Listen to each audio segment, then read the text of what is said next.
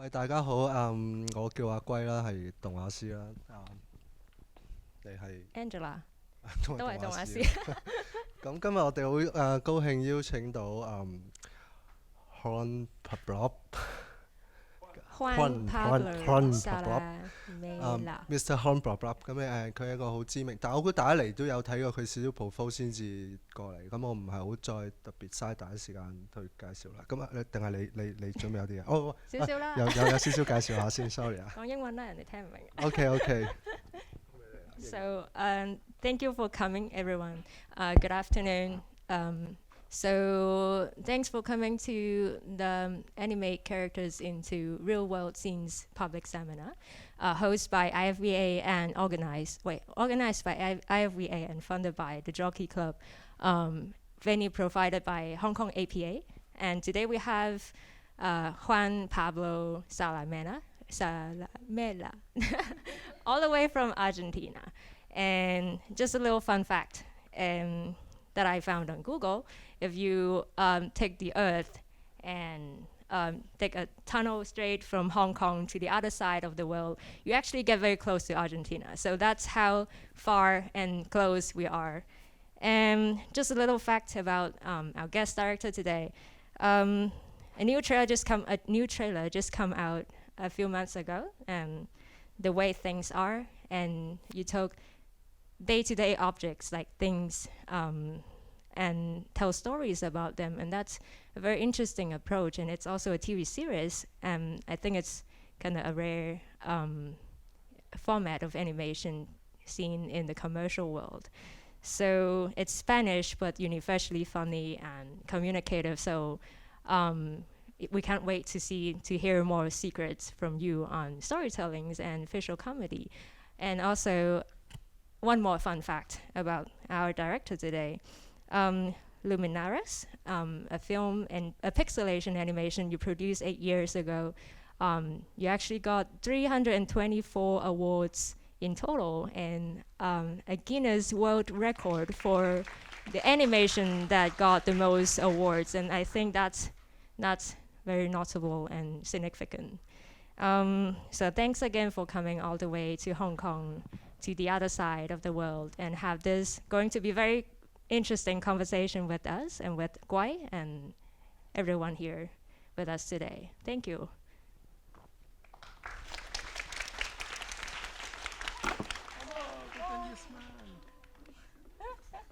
It's alive. Yes. Still alive. Okay, well, thank you for this invitation. For me, it's an honor to be back. Okay. To be back here in Hong Kong, this time giving this master class and a workshop also. We started today in the morning doing a workshop about character design. And now I'm going to talk about the combination of live action and animation. That is something that is much more usual of what you would think, because most of the cinema that we see nowadays on screen have animation, because the special effects and because many reasons. When they have to create something that is impossible, they use animation.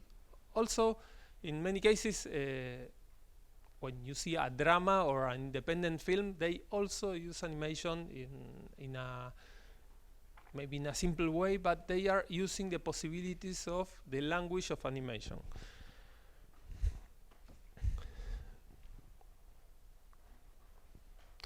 For starting, I will show you my demo reel. What I do, I usually work with a variety of techniques. I mostly work in stop motion, but I like to cross the limits of this technique and go sometimes and do something in CGI, sometimes something in 2D animation, and of course crossing also the limits of animation and going to live action and combining both things.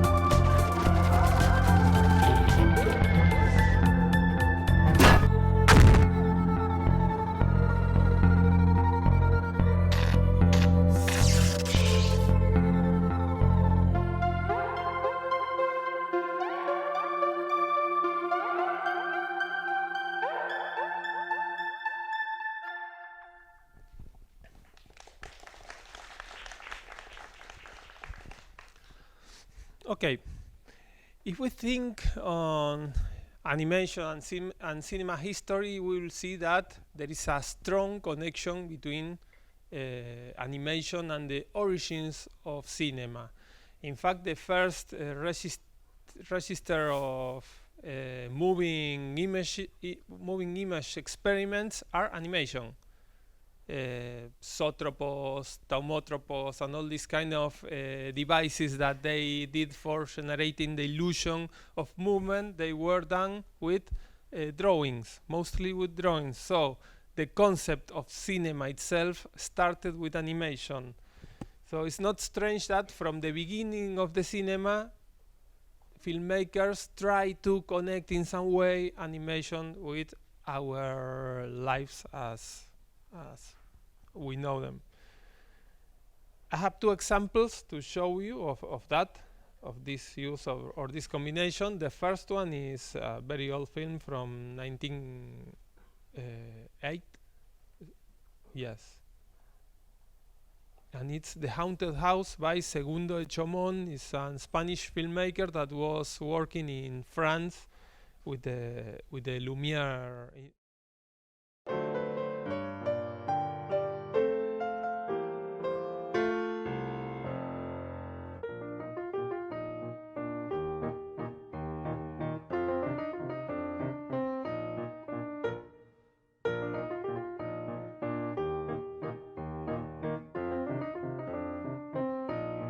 This film is done in stop motion, of course. It's frame by frame animation of the objects.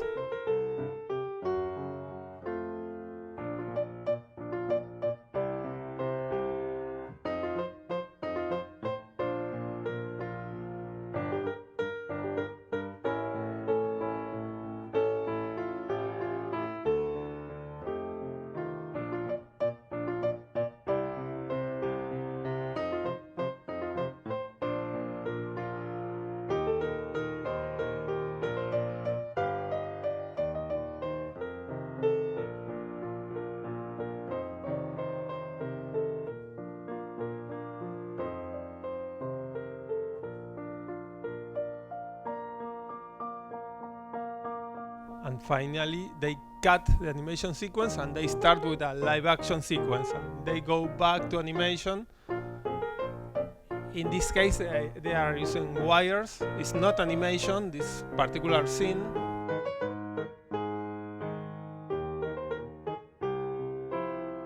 And then animation again.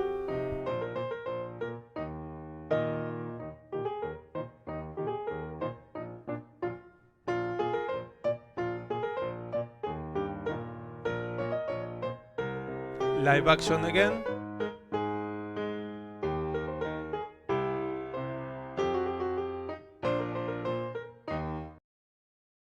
So it's quite impressive thinking on the time and the period of time that they do this film. And what they basically do is to put the camera in a fixed position.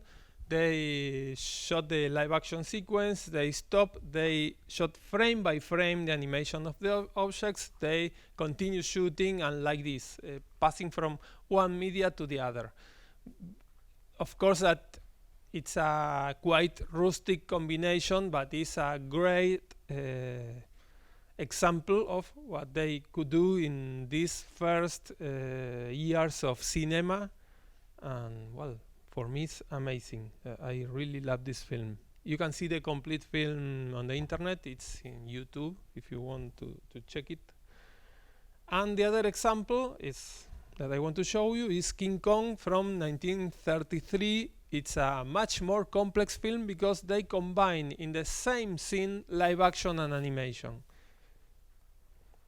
It's again a special effect what they did with this film.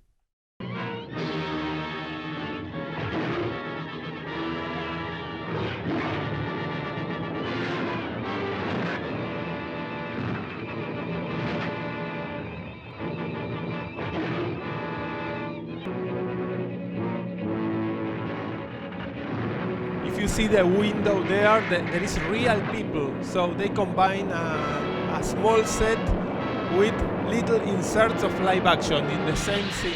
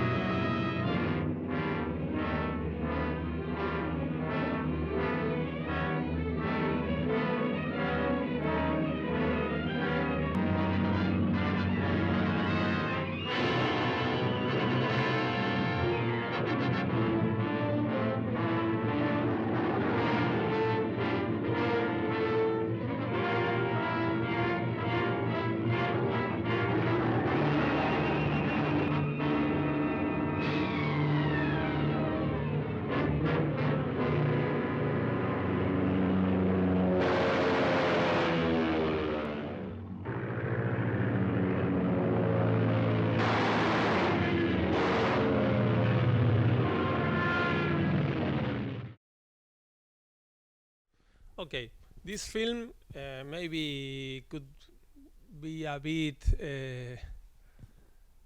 rustic also for our eyes nowadays, but you have to think that a movie like this was very, very impressive in the moment they screened it for the very first time. It was something unique. Nobody had the chance to see something similar before to this film in cinemas. So it's a film that was completely outstanding in the moment that they produced it.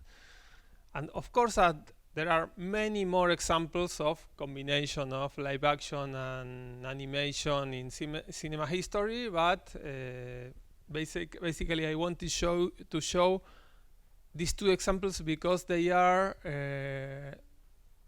done in stop motion. That is the technique that I use the most.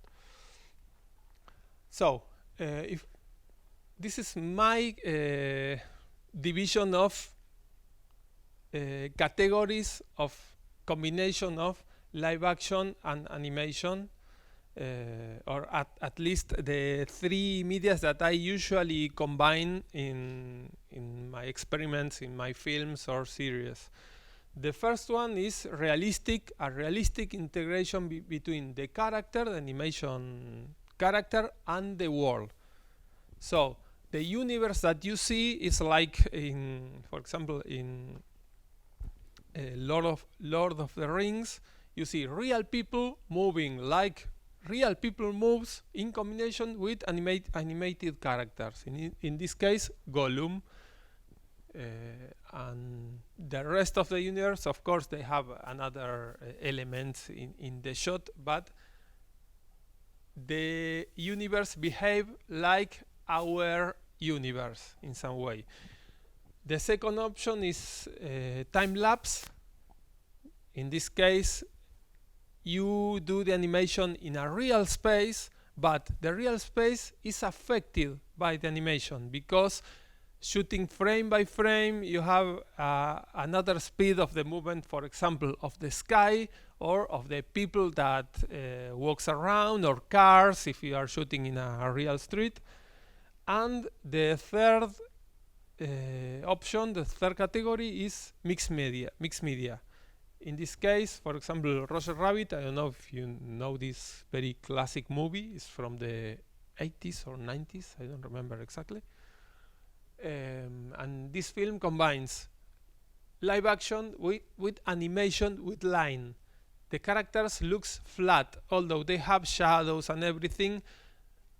They have the aspect of a different media combined with the real, with the live action shooting.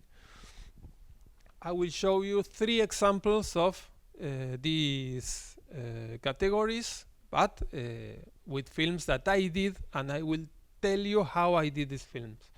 If you have any question, please shake your hand and I will try to answer it, okay? So first, realistic. I did this series called The Tiniest Man in the World some years ago.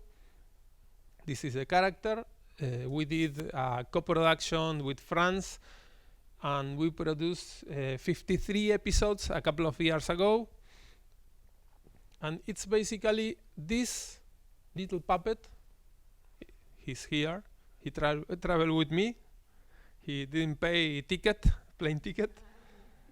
And basically the series came to me, the idea of the series came to me thinking on the possibility of using the real world as the background for a stop motion character. Of course that the stories that I get needed a more realistic integration, so I couldn't shoot mostly in real places, at least not in outdoor places. So I have to solve in some way how to do this kind of animation.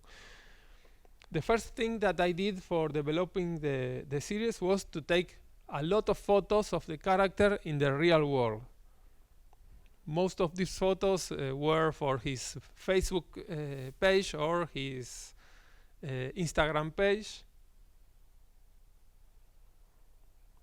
I create an Instagram site like if he were a real person. Here he's in the Sahara.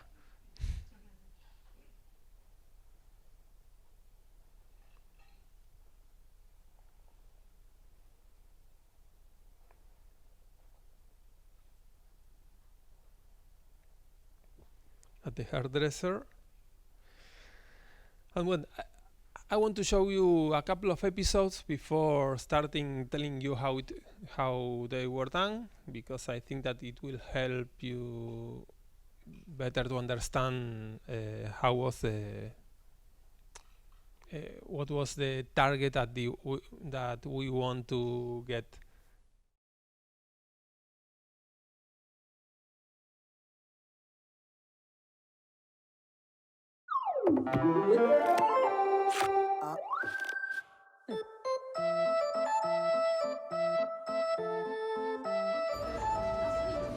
Café.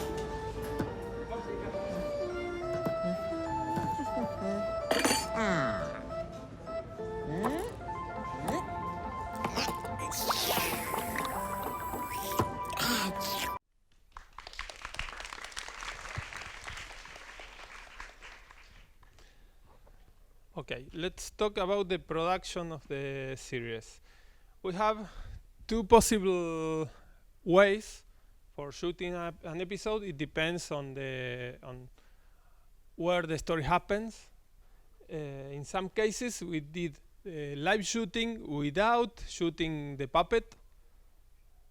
Then we did over this live shooting edited an animatic. An animatic is just a reference of what's happening in the scene, and it was very useful to check how the character will interact with the real action space. Sometimes we have interaction between the character and a real person. For example, the Tiniest Man shakes hands with a real person, so we need a reference for that.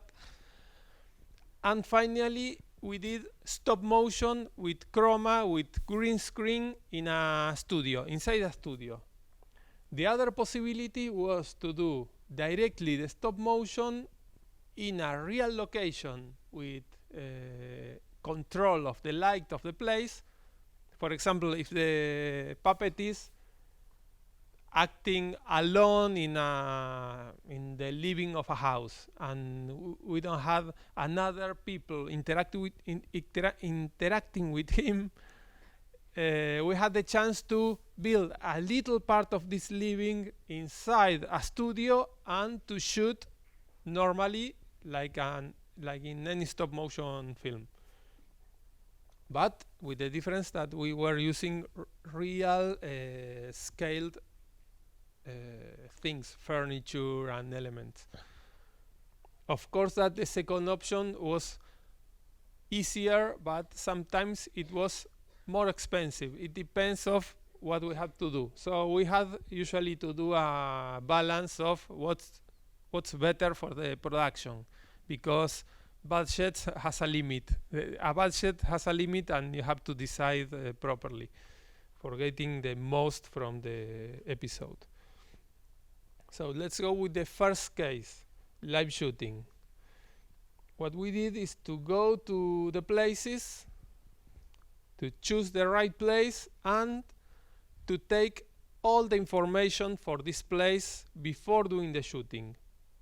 In this case, you can see, well, the cameraman and one of the assistant producers measuring the place, the distance between the camera and the Tiniest Man, for example, or the place where the Tiniest Man will act.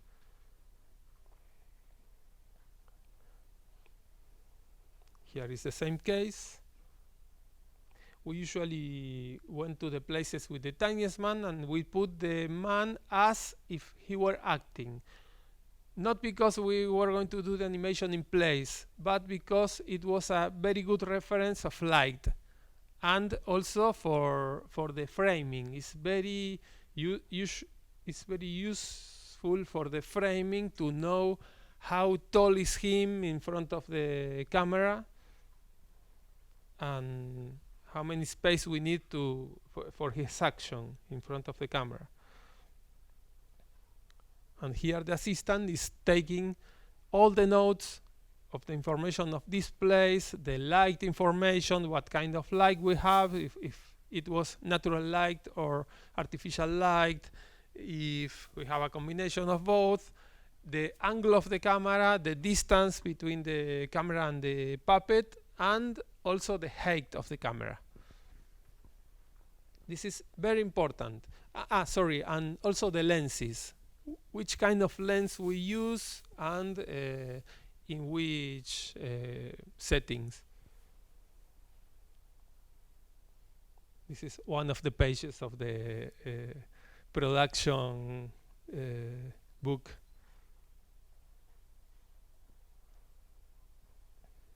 Again, taking measures and shooting. So this is the background live without the puppet. And then in animation, we do the puppet in green screen, like you see. And then we integrate both things. Okay?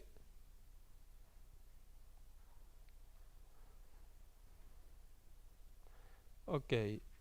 This is what I mentioned before. We took a photo of the puppet in place to check how the reflections works.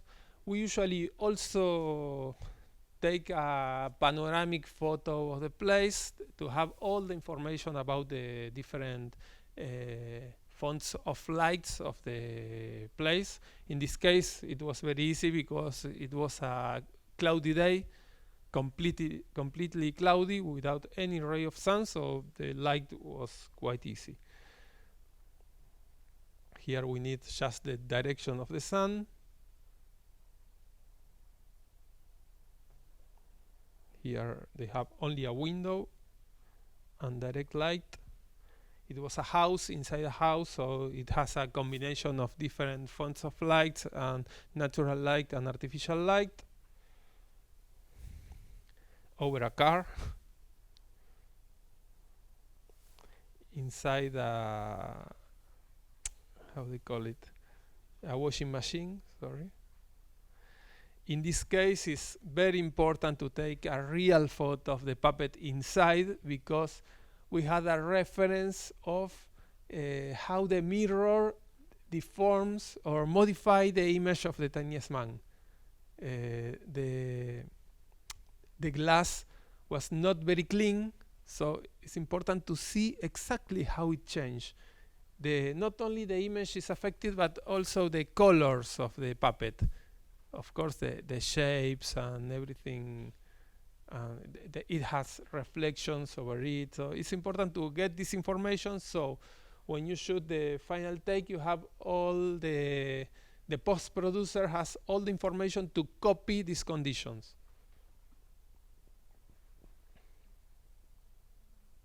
It's the same. It's just a reference photo,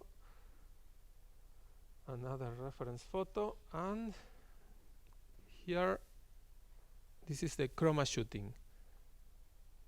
So what we usually do in studio is to copy the surfaces where the character is interacting.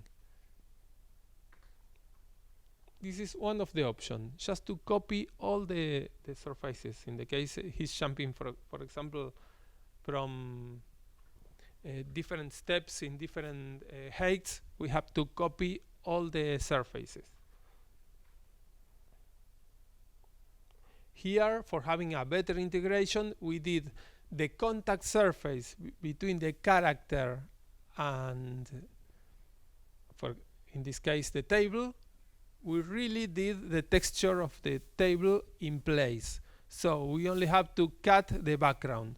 And the integrations of the shadows is much easy for the post-producer. And it requires less time and the result is better. This is one of the cases in which we recreate all the places because he it comes to the scene jumping from one place to the other, so we reproduce the same situation in studio, having all the measures of the different elements that we have in the real live action shooting.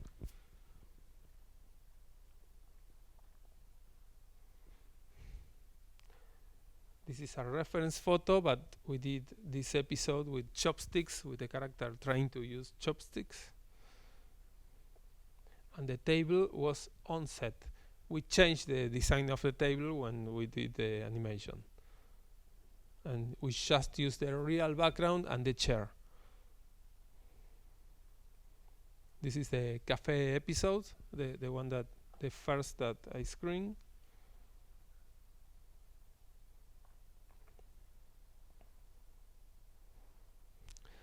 And this is one good example of how it works, the surface contact in studio, combining studio and live action. Here we reproduce the floor.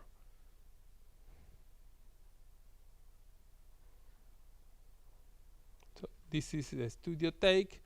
This is a combination with the real take. In this case, this is the reference photo in the real place with the real floor. We shot without the puppet. We reproduced the floor in studio, and we did the integration between the background, the real background, and the fake background in studio. So it looks much better because shadows are real shadows. Second, the animatic. The animatic is very important as a reference. You don't have to do a very perfect design and drawings. It's just the timing of the animation and the place that the character has in the scene. I will show you one sequence of the episode of the policeman, of the traffic agent. As it's usually difficult to visualize how the interaction between the two universes will happen, is very useful to do these animatics before starting the animation. Also for deciding the final edition. It was a very strange situation for me because I had to edit the episode before having the animation. So I did a rough editing with the backgrounds, just the background without seeing the character. Then an animator did the animatic, and with this base I maybe modified the editing to have an improvement in the interaction of both things, and maybe not. But it's very important to check it with an animatic. In this case, we were shooting in the real place with the real puppet over the real background. The complete background was in studio because it was a small football table and it was very easy to control. For this, we need to use rigs to hold the character. A rig is something like this. They are little arms like this. Oops, sorry, Tiniest Man.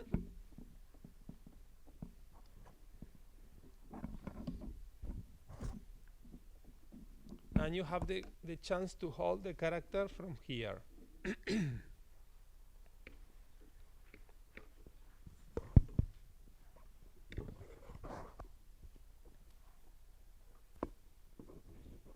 Okay.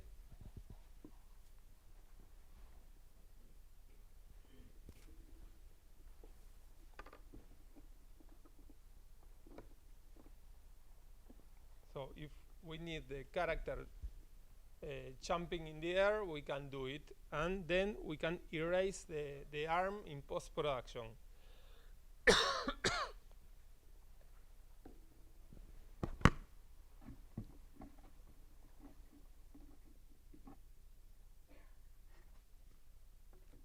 In fact, I think that I have the Tiniest Man rig here that is smaller.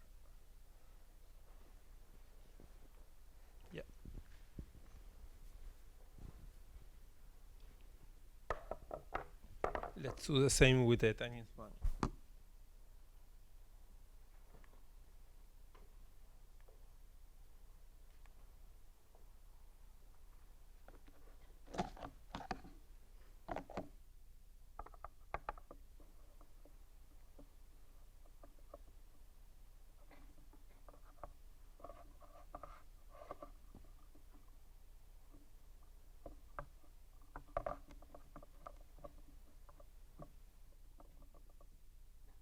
One thing that is very important, sorry, it's very important when you work with this kind of rigs to avoid shadows over the character or to avoid the rig in between the character and the camera.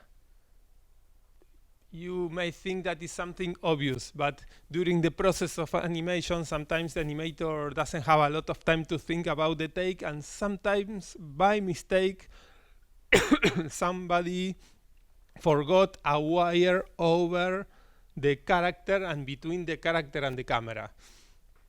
This is a mess for the post-production process. Thank you very much.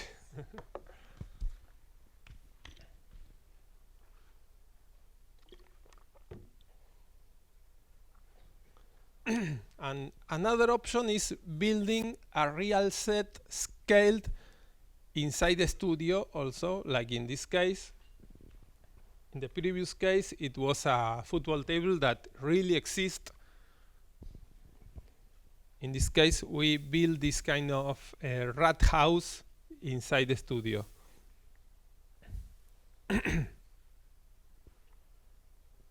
Or a toilet, a bathroom, because it's much easy to control and to do the animation in a fake toilet without the walls. We have the more possibilities to do the light settings and to do also the animation and to control the rigs and hold the character from different places.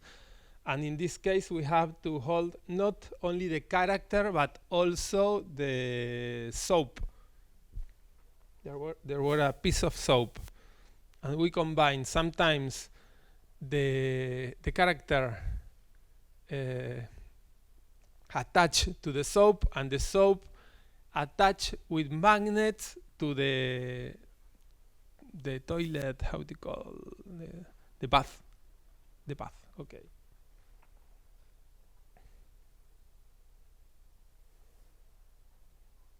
There you can see the two magnets in the base of the soap. Another part of the toilet, also created in studio for the shooting. And removing rigs in After Effects. This is a very important part of the process. Maybe if there is a post-producer here, maybe you know how to work with masks.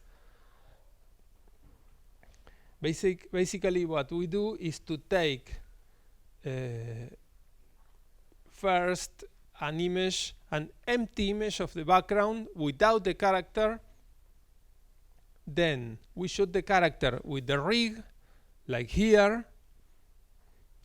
And then we use the first image for doing a mask to cover the rig. And then when we combine both images, we have the chance to erase the rig exactly with the same image. Of course, that if the character is in movement, we have to follow the character and we have to modify this mask in every single frame. And if we have in movement not only the character but also the camera with the character, we have to take one picture of the image with the character and the image without the character, just the background. So for every single frame we have to take two photos, with character, without character. It means a lot of work, but it's very necessary for erasing the rig. You doesn't have any other option.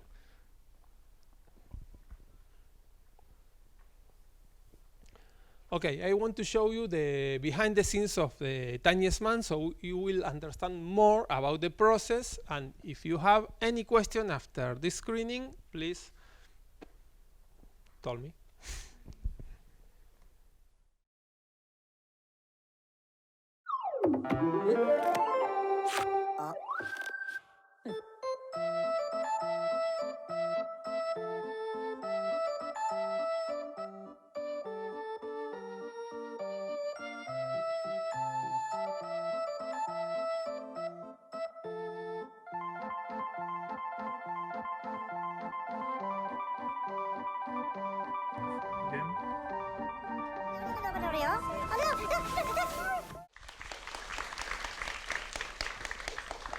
Well, thank you. Any question? Okay, continue speaking. Yeah. No, it has a very simple armature.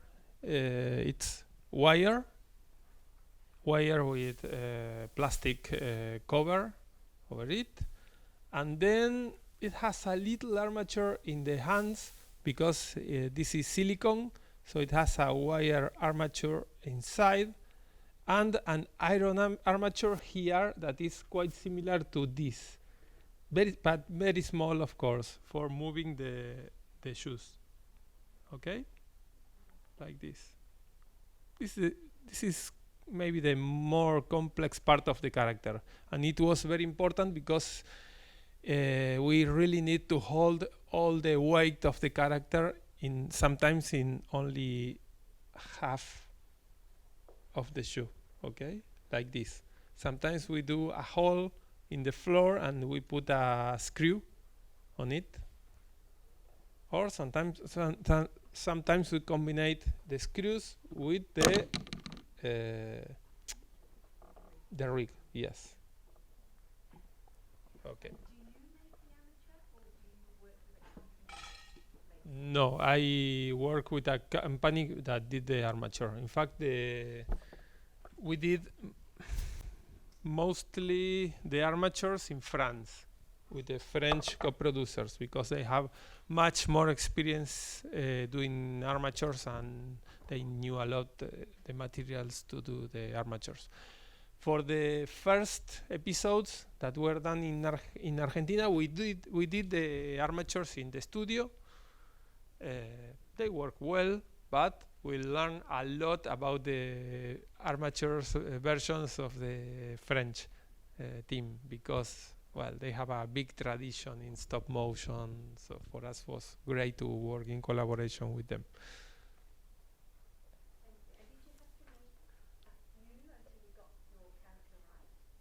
A few? No. In our case, in Argentina, we did several options. For example, if you see the first episode, the character was done in plasticine. The first episode is the first that I show you today, is the cafe episode.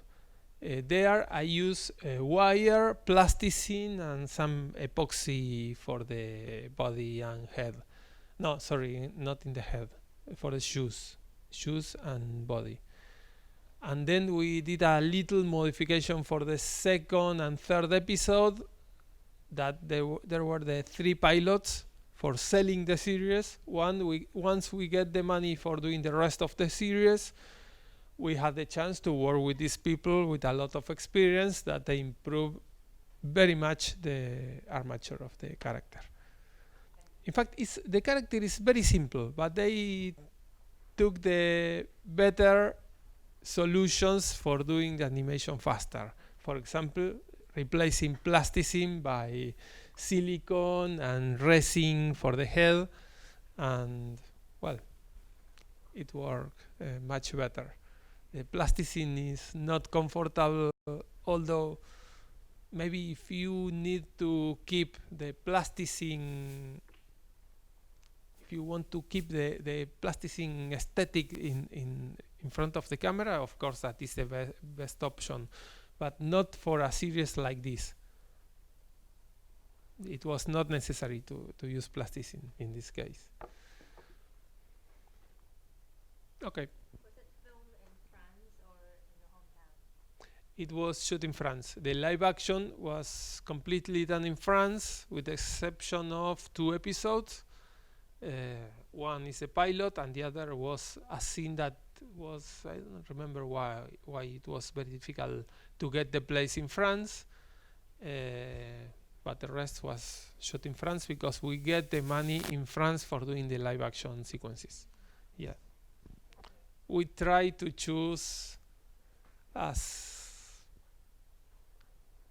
possible the less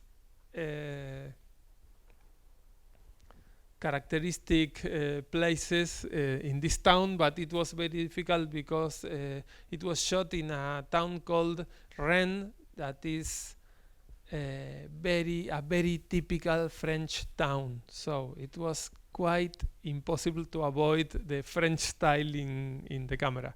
I wanted to do a series that looks universal, that everybody could feel that this place could be any place around the world. In some cases we did it. In some other cases, I think that you can recognize, okay, this is France. This is a typical French place. Okay. Yes. For the facial animation, you are doing it in a real model, or you are doing it in post-production compositing? Okay. You mean when he speaks, smiles? Okay. We did something that for the first 3 pilots we did plasticine, and we model every single frame of the mouth of the character. But then when we decide to change from plasticine to resin, I had an idea that I didn't know that it was good or not. That was doing very little stickers with the shape of the mouth.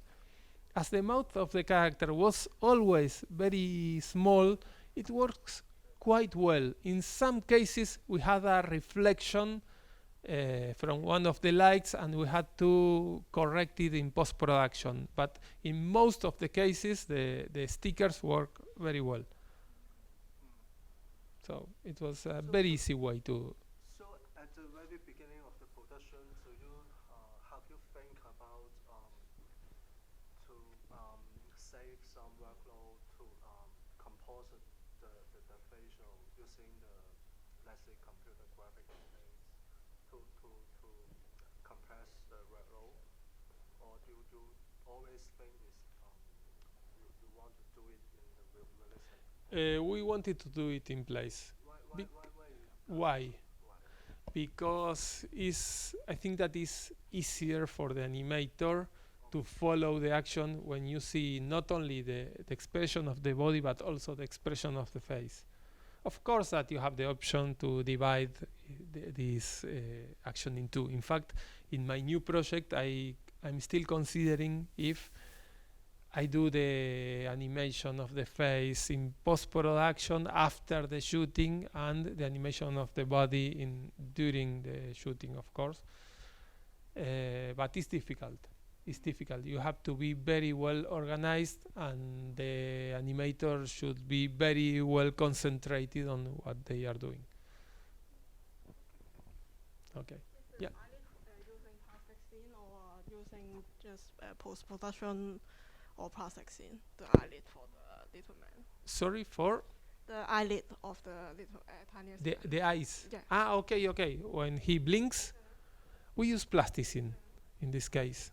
He usually blinks in 1 frame in most of the cases. If, for example, if he's sleepy and he do this, we had to do different steps for doing him blink like this slowly. But in most of the cases it was just 1 frame. We cover the eyes and we uncover it, and it was all. It's a series with a very economic animation.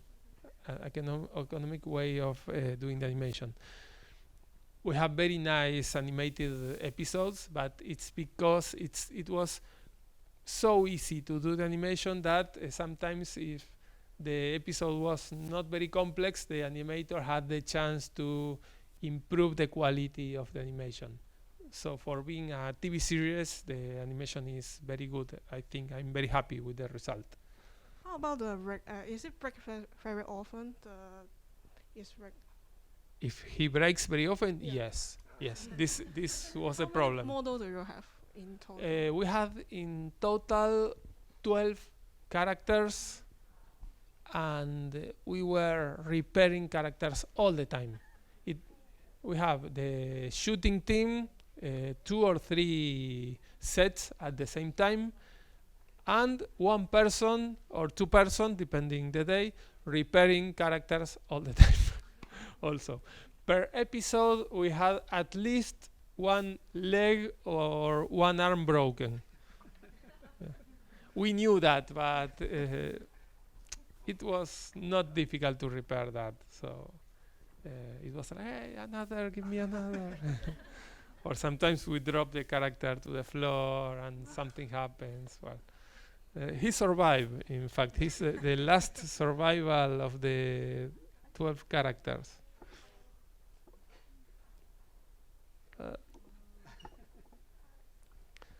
Okay. Thank you. We are okay with the time. Yes, good. Well, I may show you very shortly how I work with After Effects. When we have to erase, for example, a rig, okay? I will do a very little scene, very few frames, because we don't have enough time for doing something longer.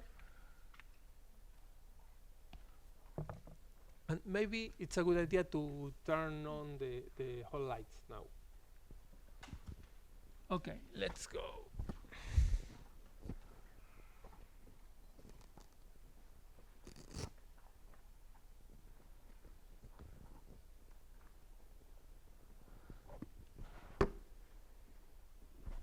Do you know Dragon Frame, the application? Yes, you. 1 person. Okay, Dragon Frame is the application that we use for animation, for stop motion animation. Okay, you can connect a camera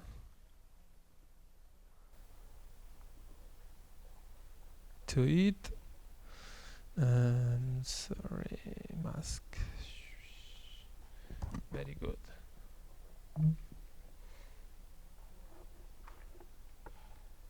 I will try to do a very simple animation.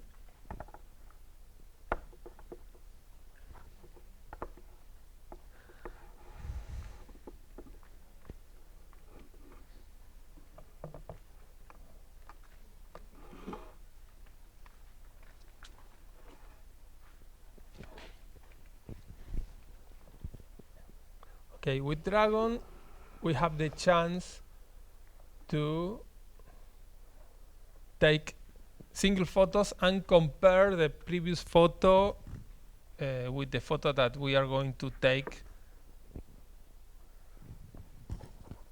in order to do the whole process of animation.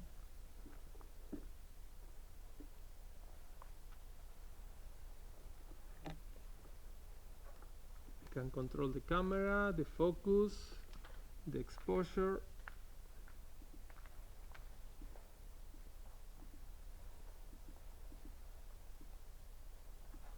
Okay, it's quite in focus. So first I will take an empty photo, I told you before. Okay, and then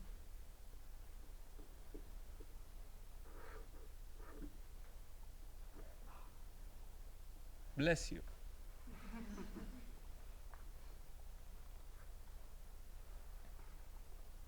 I will do a few steps.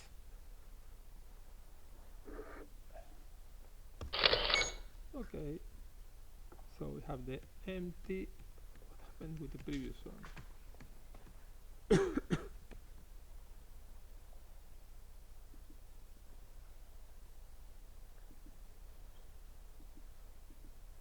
It's sorry, it's with the dragon. The watermark. The watermark, yes, because it's a trial version. Again, it works well for.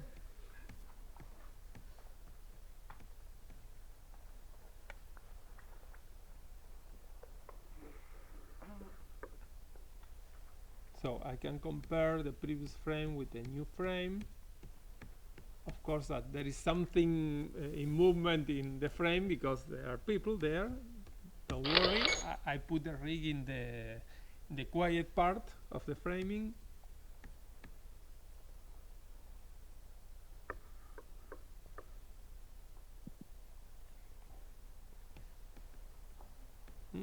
I moved the camera, sorry. Let's go again. Okay, I erase everything. So let's go again. One frame with the character.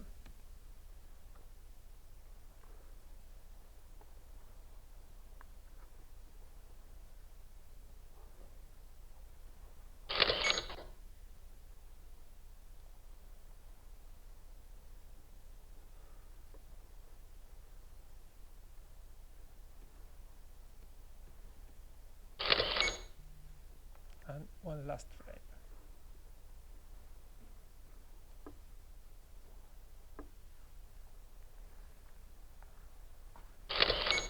Okay, enough.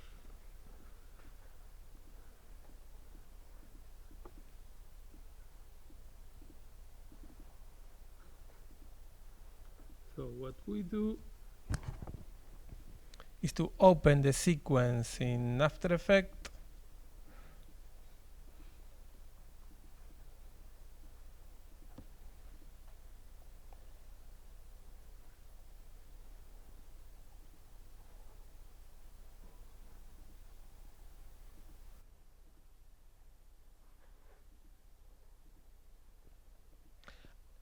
Dragon frame saves the photos in a folder. All the individual photos in a folder. This is very good because if the application crashes in the middle of the animation, you never lose the animation. You don't have to save the process of your animation. Everything is saved as soon as you take a photo. This is something very smart because years ago I remember some applications that requires to save all the time, and usually you work a lot and very hard doing animation. So it's very important to have a feature like this. It's very simple to do it at the same time. So this is the current take.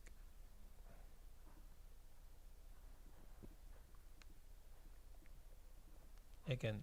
So I can import the sequence like this. I import everything like a sequence and I decide how many frames per second I use.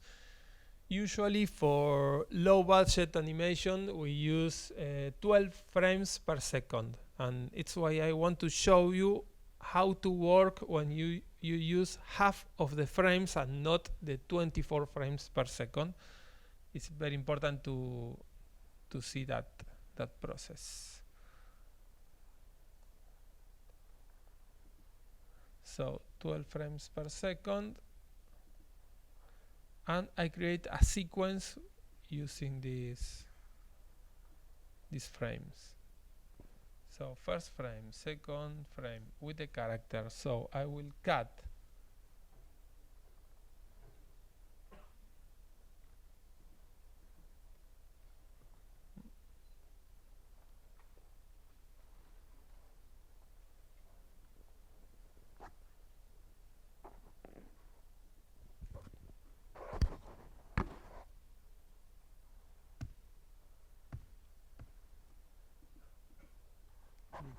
the shortcuts are not the same, sorry. in Spanish and okay. Good. So what I did here is to separate the background from the animation of the character, and I will freeze the background in front of the animation using time, freeze frame in this case, and so all along the sequence, in this case 4 frames, I'll have the background. Let's do a very fast mask now. Sorry, not like this. Over it.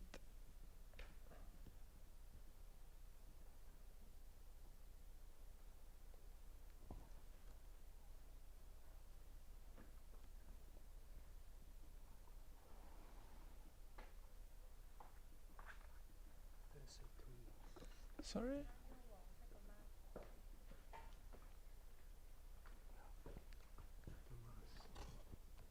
Why it shows 2 masks? Okay. Thank you very much.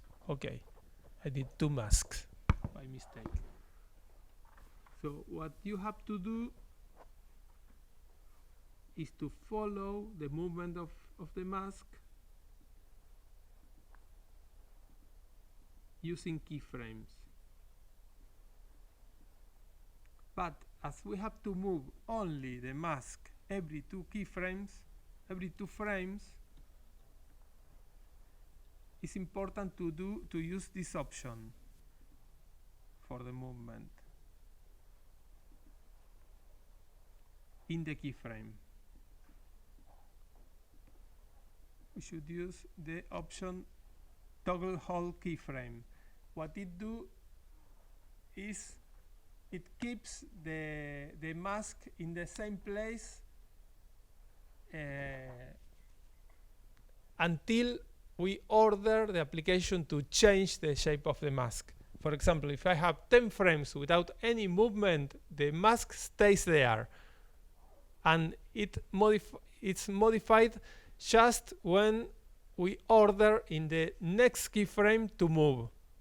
If we don't do that and we have 10 frames in the middle, we will have a progression of the movement of the mask between the first keyframe and 10 frames after the second keyframe. If you have any question, please ask me. Maybe it's not very clear as I'm explaining it. So, first frame, second frame. I have to move a little bit the mask here.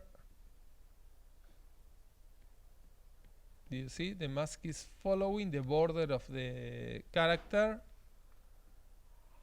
In the third frame, I'll do the same, and I have to cover this little part of the base. And fourth frame.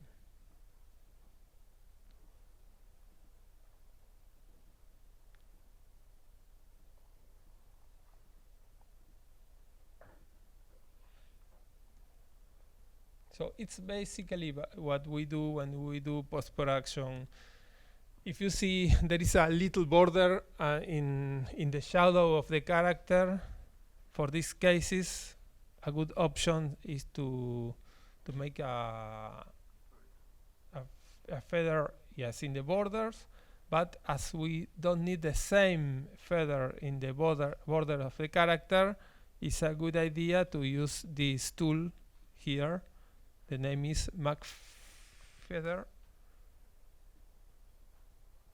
and I can decide that here in the back of the character I almost don't have any feather, and then in the floor near his legs I could do a bigger feather.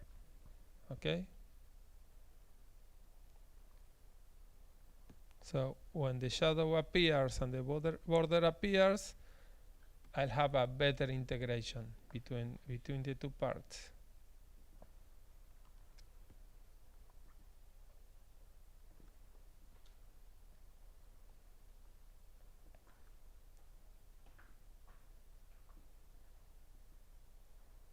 Okay. This is basically what we do when we do post-production to erase rigs in animation. Things that you have to consider is that sometimes, in many times, it's better to have the rigs from the top of the character and not like this, because I'm producing the shadow that I was trying to erase. The ideal thing is to have a bar over the set and to hold the character. Or if not, to use the other option that I mentioned, that is better because it means less post-production, that is using screws here. But it's not always an option. Sometimes you really need to use rigs because the movement of the character or because the conditions in the sets. Any question? Is everything clear? Okay, let's go to the next. Well, the second case that I mentioned before is combining animation with time-lapse. And maybe you know my film Luminaries. Maybe it's not necessary to screen the film, or I show you a little part of the film and you can check the complete film online. This is the Guinness film that she mentioned before.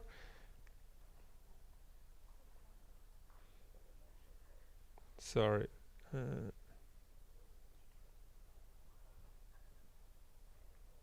This is a link. One of the exciting things about writing This and is not teaching my a sushi film. class is that I have skills and a story that I can share, and I use Grammarly to help me.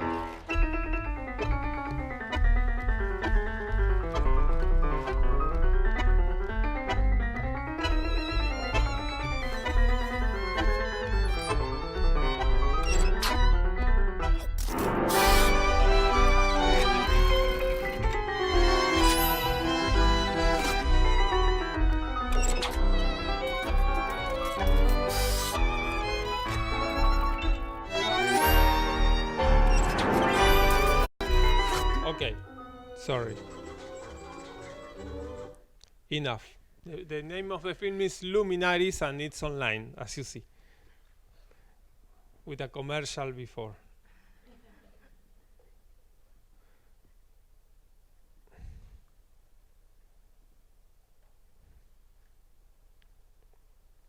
Okay, when you work in this way, you have to assume the time-lapse aesthetic inside the film, of course.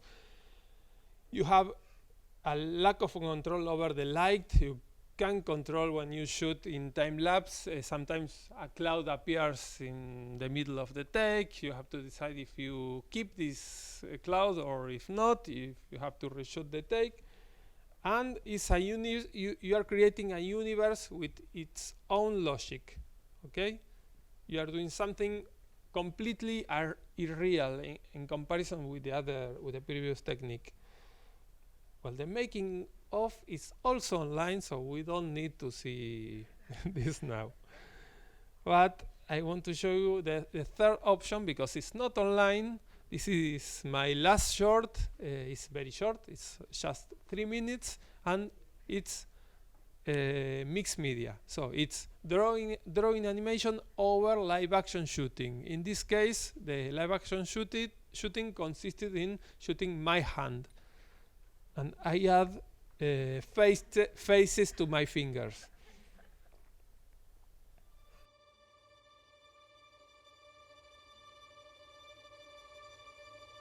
Hoy estamos acá para conseguir lo que es nuestro. Hoy estamos acá para alcanzar nuestro destino inevitable, la grandeza.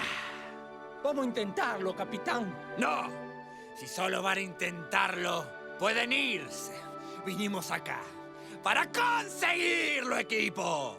Eso es más grandote, capitán. Entonces nosotros seremos mucho más grandes. ¡Sí! ¡Seremos enormes! Okay, 2 minutes more for the behind the scenes, and I'm ready. Okay? It's not online. Pero vos estás girando un poquito más la mano, ¿puede ser? ¿Así? No, al revés. Dale, ahí. Puede ser. Sí, porque ya no estaba pudiendo arrancar sin... Ahí voy. Espera, ahí va. Listo. Graba. ¿Y qué le vamos a decir a todos los que se nos rieron en la cara? Acá, ¿no? Espera, este es el final. Este es el final. A ver, sí, acá es el final. Acá. Well, here the process is quite clear. We first recorded the voices of the characters. The actor, the main voice of the chief, of the trainer, is a very well-known actor in Argentina. He recorded all the voices at the very beginning of the project. And then I edited the voices using the takes that I like it the most, and I practiced with my fingers saying all the dialogues. Like repeating in the exact way, trying to move the finger as this actor speaks. And at the end, we did the animation in a flat way, and we did an automatic tracking in After Effects also. And finally, we correct frame by frame the small defections of this tracking, because tracking is not always perfect. And mostly when we have a movement in all the axes. Sometimes the face moves like this, sometimes like this, or like this, or like this. The finger was moving like this all the time, sometimes very fast. So we had to correct the movement almost in every frame. So the tracking was just a reference for us. And then we corrected until our eyes believe what we saw in the monitor, in the screen. Any question? Okay. I'm ready. I finish. Thank you.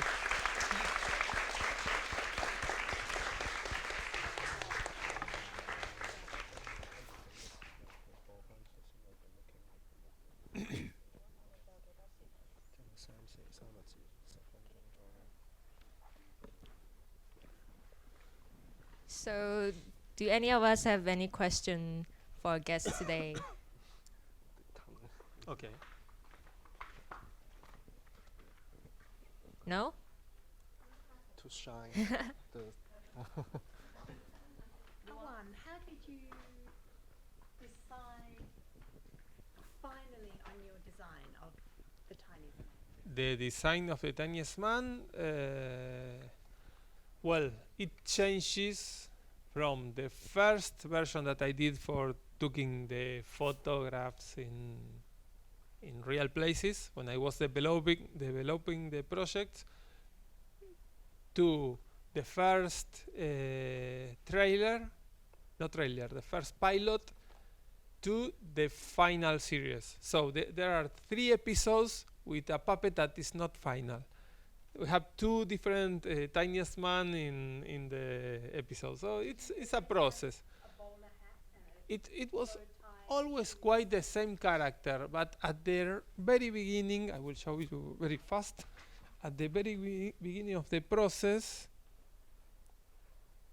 of creating the series, I had a slight difference in the in the nose, and the hair also. Yes. And the distance of the eyes and the size. But if you see, the nose is like going to one of the sides.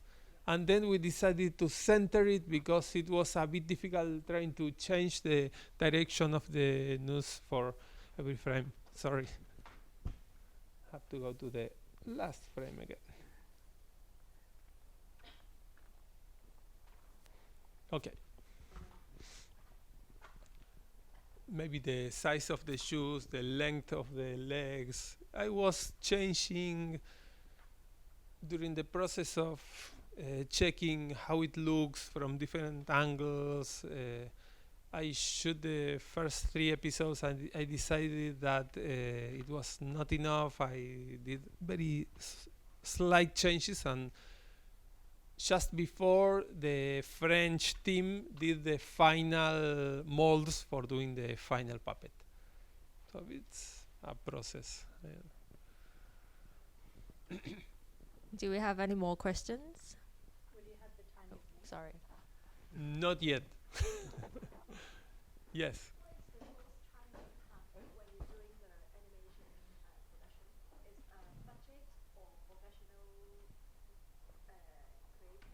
The challenge, the big challenge? Okay. The most challenging thing, both. It depends on the project. Sometimes if you have a great idea and the production doesn't mean a lot of money, it's okay, you can manage to do it, but usually budget is a challenge. It's a huge challenge, yes. Sorry, do you mean the Tiniest Man? Oh, she is asking the Tiniest Man. Specifically in the Tiniest Man, yes. It means for us we have to wait 5 years until we have the budget. Of course, that in the middle I did another project. I did a short in between. I finished the short and I got the money for the Tiniest Man, so I was very lucky. It was 5 years of going to festivals and markets, to showing the project, showing the teasers, and trying to get the money. Different producers passes through the project along these 5 years. It was not easy, but everybody says that it's the usual. From the moment that you have an idea until you have the series produced, you have a period of 5 years. I think it's quite a long time as 5 years to waiting a production to happen. For talking about the production, I want to ask, may you share the production cycle? How long is the production cycle of one episode, and how many people involved in the production as one episode? Okay. It's very difficult to think in one episode, but I will try, because when you produce a series, usually you have to think in a group of episodes. In this case, yes, maybe the pilot could be an example, but the pilot is very simple in comparison with the rest of the episodes. The pilot is the cafe episode. We just needed the bar, the Tiniest Man in the cafe, drinking the cafe, and then I shot all the whole takes inside my home. The following takes in a real table, in a real bookshelf, and it was not difficult, and almost without animation. During the process of doing the final episodes, we have, let me think, for the shooting of every episode, we have about between 3 or 4 days of animation. But we have to think that for the construction of the setting, in the case of the episodes when we don't have a green screen, we have about 2 or 3 days also, and we have a week of post-production. In some cases it was less, but no more than a week because it was our limit in budget. And we try to balance between the episodes in which we need 4 days to do the animation, and between the other in which we have just 3 days. So have to plan. Okay, if we take one specific case, we need 5 days for doing the animation, and we have to do 1 episode in 2 days, for example. It is like this. In TV series, you can do like in independent short that you say, okay, I will take more time for doing that scene alone with my equipment. It's not a possibility when you do a production like this. Okay. So how many people was involved? People. With the post-production. Post-production, 3 people. 3 people. There's 3 people in the 2 days for 1 episode. So there's post-production. You mean post-production? Post-production, Aftereffects. Yes. 3 people. Yes, 2 French guys and 1 Argentinian. So okay. 3 people. 我哋以為淨係香港係一個地獄啦，原來全世界都係咁啊。Sorry, in certain moment the Argentinian post-producer has an assistant, but it was only for 1 month, I think, and in a total process of 2 months. Yes, half of the time he has an assistant. Okay, such a hell. Okay. I think we have one more question from somewhere. Yes, I would like to ask, how do you consider the frame rate when you mix the live action with animation? Do you adjust it in the post-production or during the production? The frame rate. Do you mean the frame rate? 12, Okay. Yeah. 12 frames per second? Yes. Okay. At the beginning, we thought, because a matter of budget, that was better to shoot everything at 12 frames per second. But we realized that in many scenes it was very obvious that we were working in 2 different frame rates, because reality works in only at 25, 24. And it doesn't look well when you screen a live action shooting at 12. It never looks well. So what we decided to do at the end, because it was a suggestion from one of the animators in France, and I think that it was a very good idea, is to combine both. In some cases, it's not very obvious that the animation is at 12, and in some cases you really need for some subtle movements, or sometimes in the contrary, in very fast movements, you need to use 24 frames per second. So in the same scene, sometimes you have a combination of both. The animator usually knows and decides when he really needs to have a fluent movement, if using 12 or 24. So it's a combination all the time. Did you have complete creative control, or did your distributors, TV stations, or things? I have distributors. For the Tiniest Man, I have a distribution company. It's a French company also. They have a lot of experience, and well, it's working well.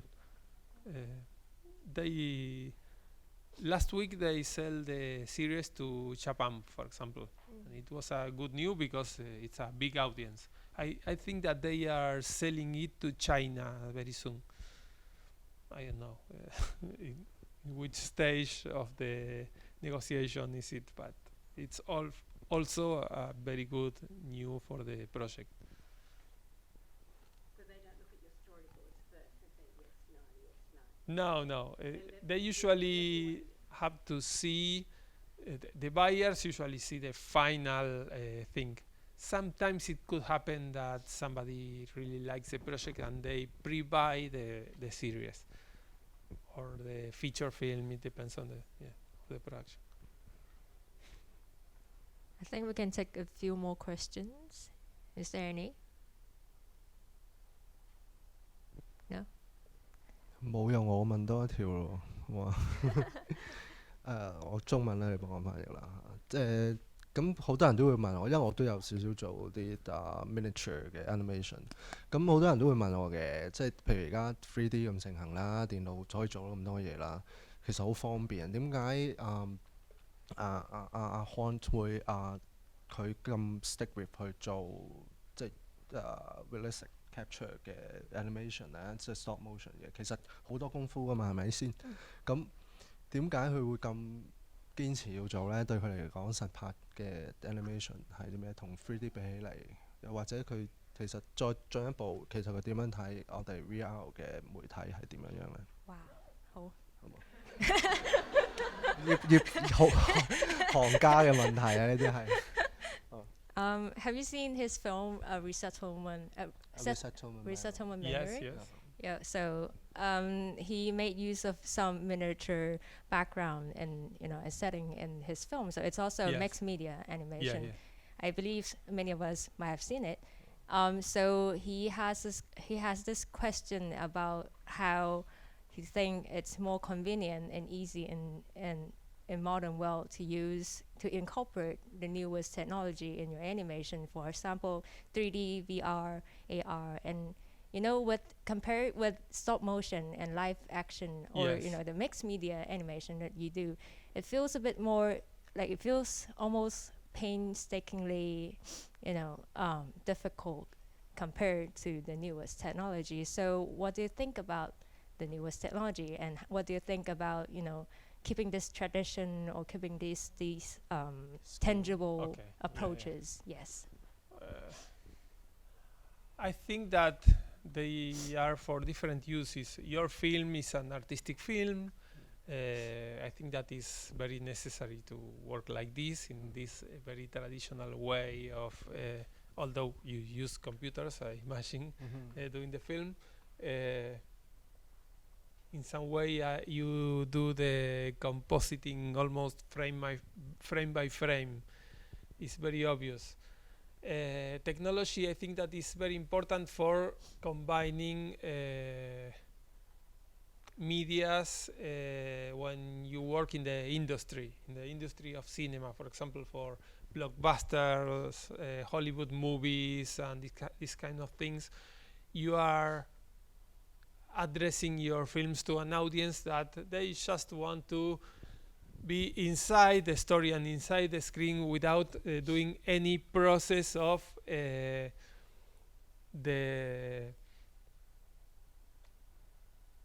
image that they are looking in the screen. They don't want to say, okay, this is painting, but this is real image, and I have to believe that this thing that is very handmade is part of this universe that is realistic. Usually big audiences need to have everything digested, and for that it's better to use technologies because they allow to do things in a most automatic way and more credible. But you lose the artistic part when you work with this thing. I don't mean that you can't use new technologies to do artistic things. You can do it also, but the people that do independent animation usually are not very connected with the last technologies. Sometimes we check what's happening. It's very important to check and to be updated. I'm not saying that one thing is better than the other. What I'm saying is that they are like two universes that sometimes they connect and sometimes not. In the case of the Tiniest Man, although we try to be realistic, we were not especially stressed about the fact of maybe some people say, oh, but this is stop motion. I know that this puppet is not there. For us, it was enough with the fact of the character looks as if he really was in place. And then if somebody says, okay, but this is stop motion animation, it's not the same kind of movement, okay, well, it's not terrible for us. In some way, as it is, although it is a TV series, we like to keep some independent aesthetic in the final production, because I always did this kind of animation. Thank you. Thank you.